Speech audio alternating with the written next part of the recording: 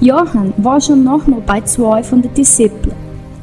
Wie der Jesus gesehen hat langst gehen, sagt da ist im Herrgott sein Schaf. Wie im Johann sein Disciplen das gehört haben, sind sie Jesus nachgegangen. Da hat Jesus rumgeguckt, hat gesehen, dass sie nachgegangen sind und hat gefragt, was sucht der? Da haben sie gefragt, Meister, wo wohnst du? Kommt gucken, sagt Jesus. Da sind sie gegangen. Ehe Jesus in die Region von Galiläa gegangen ist der Philipp suchen gegangen und sagt, komm mit mir.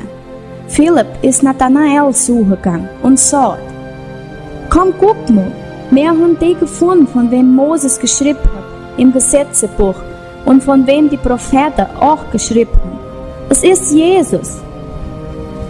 Wie Jesus den Nathanael gesehen hat kommen, hat er von dem gesagt, da ist ein Mann, der wirklich ehrlich ist. Da hat Nathanael von Jesus gefragt, von wo kennst du mich?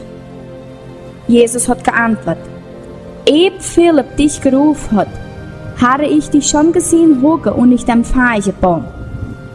Da sagt Nathanael, Meister, du bist dem Herrgott sein Kind, du bist der König von Israel.